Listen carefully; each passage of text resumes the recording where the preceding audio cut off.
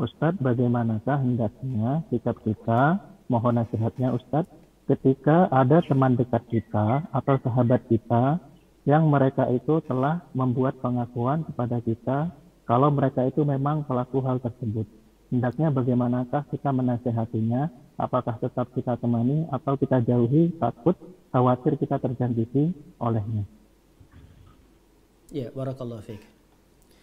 Hakul muslim 'alal muslim sittun. Kewajiban seorang muslim dengan muslim yang lain itu ada 6, dalam riwayat lain ada 5. Di antaranya izastansahaka fansah lahu.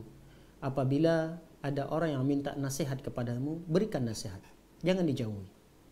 Ada orang yang mengaku dirinya alhamdulillah dengan kejujurannya dia sudah ada tanda-tanda mengarah ke sana.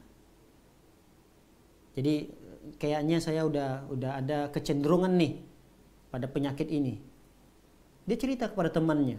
Berarti kita sebagai temannya tadi, tempat dia curhat, dia percaya bahwa kita ini adalah orang yang bisa menjaga rahasia itu.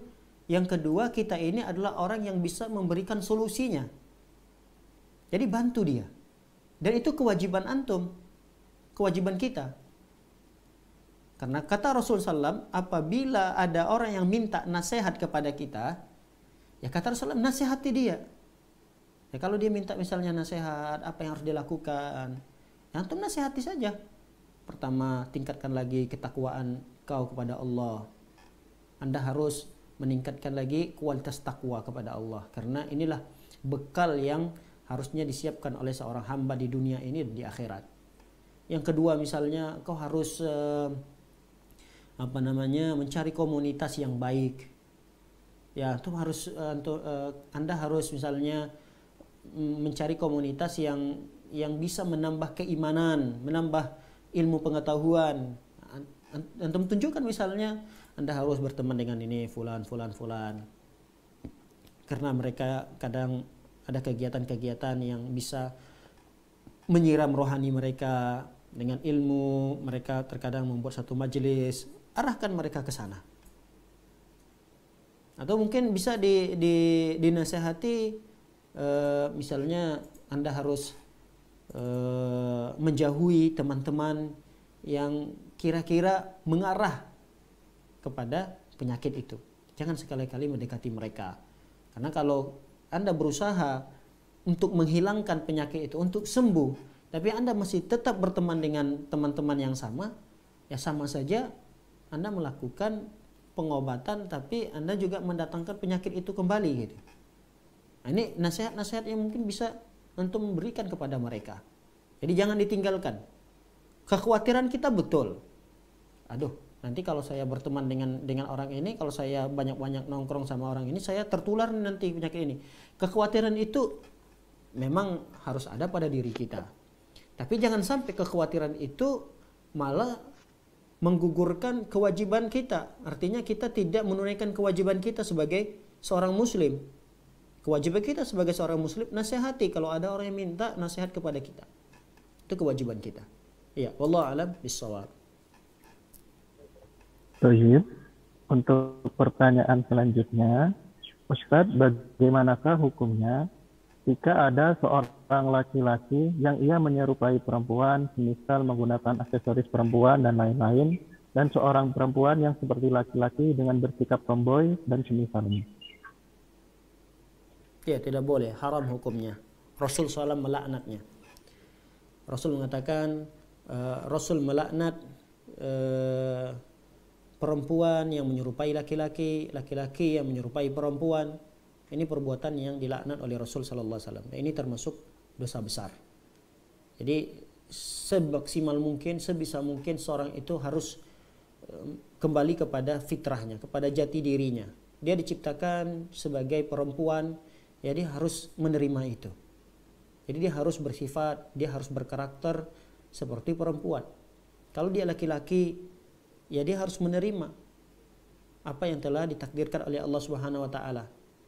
Jangan pula dia laki-laki melakukan hal-hal yang gemah gemulai misalnya, cara jalannya, cara bicaranya, dia harus paksakan, harus lawan dengan cara menunjukkan saya ini laki-laki gitu. Sehingga dia tidak boleh melakukan hal-hal yang mengarah kepada ketetapan yang telah ditetapkan oleh Allah. Jangan sampai dia mengarah kepada hal-hal yang melanggar ketetapan Allah Subhanahu wa taala. Dia sebagai laki-laki, ya dia harus menggunakan aksesoris laki-laki. Dia sebagai perempuan, dia harus menggunakan aksesoris perempuan. Jangan pula dia laki-laki, ya dia menggunakan sendal perempuan. Haram hukumnya. Begitu juga perempuan tidak boleh menggunakan baju kaos yang digunakan oleh laki-laki. Walaupun hanya sekedar baju kaos, walaupun itu hanya sekedar di rumah.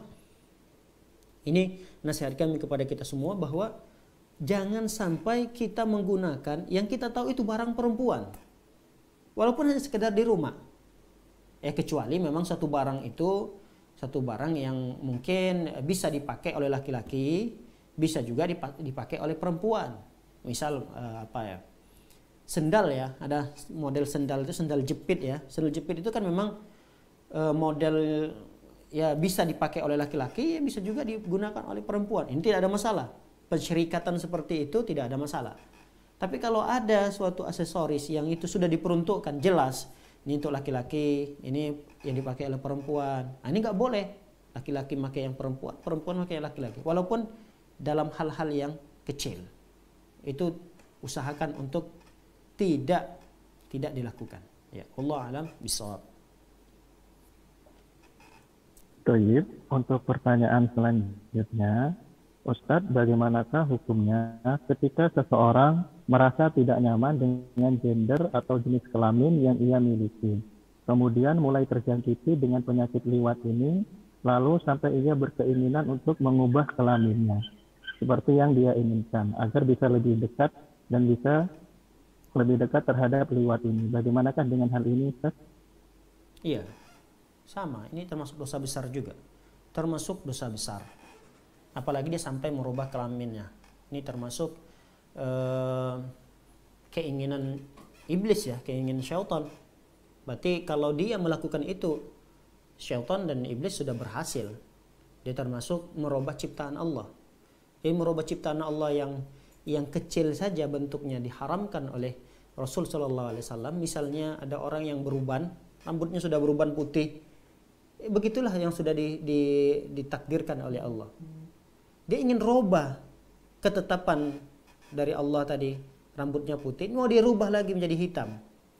Itu saja diharamkan. Padahal apa sih masalahnya sepele gitu. Rambut putih dirubah jadi hitam. Tapi ini kan termasuk merubah ciptaan Allah. Ada orang giginya misalnya, lalu kemudian dia rapikan untuk keindahan. Untuk keindahan ya. Ya, ini termasuk merubah ciptaan Allah yang sudah diciptakan Allah seperti itu gitu. Kecuali memang dia giginya bermasalah, lalu dirapikan, lalu diperbaiki, diobati, itu tidak ada masalah. Apalagi merubah ciptaan Allah dari jenis kelamin gitu. Waliyazubillah.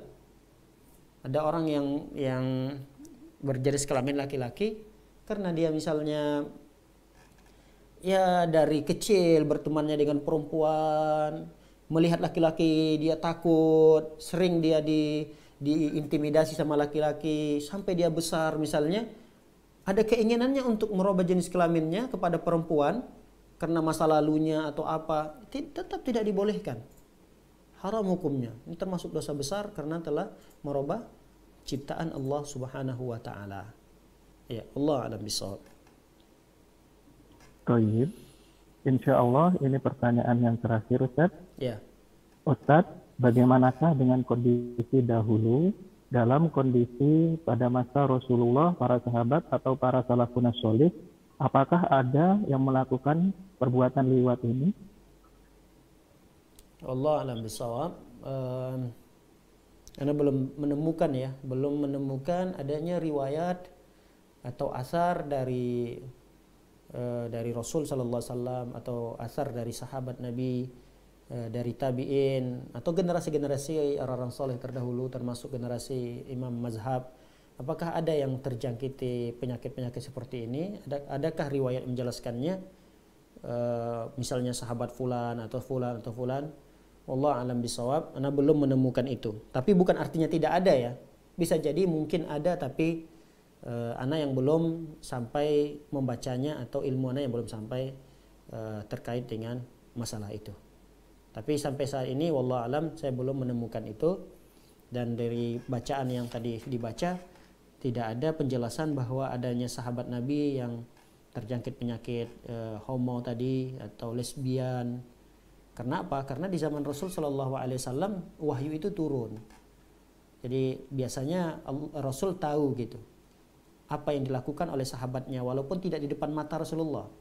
Karena wahyu turun akan mengabarkan kepada Rasul SAW terkait dengan permasalahan yang dilakukan umat ini, sehingga Rasul Shallallahu Alaihi Wasallam akan memperbaiki itu. Atau Rasul SAW dari awal sudah mewanti-wanti. Rasul sudah dari awal mewanti-wanti seperti tadi, uqtulul qatil wal uqtulu al fa'il wal maf'ula bih, bunuh pelaku liwat dan pasangannya. Bisa jadi dengan wanti-wanti seperti itu, ya para sahabat Nabi Shallallahu Alaihi Wasallam perkara-perkara yang kecil saja apabila diperintahkan oleh Rasulullah mereka dengarkan gitu. Dan apa yang dilarang oleh Rasulullah, walaupun perkara kecil, mereka tinggalkan gitu. Jadi ini sifat orang-orang soleh kita terdahulu gitu. Andai kata ada bibit-bibit itu, andai kata ya, ada bibit-bibit itu pada diri orang-orang soleh kita terdahulu, mereka sudah nggak mungkin bibit itu akan tumbuh besar. Kenapa? Karena mereka itu memiliki akal yang sehat, jiwa yang baik. Tatkala ada hadis dari Rasulullah SAW menjelaskan perkara ini, mereka sangat mudah untuk meninggalkan itu. Mereka sangat diberikan taufik oleh Allah Subhanahu Wa Taala untuk meninggalkan perkara-perkara yang haram itu. Apalagi perkara yang haram, yang keharamannya ini lebih besar daripada perbuatan zina gitu. Ya, Allah alam bisawab.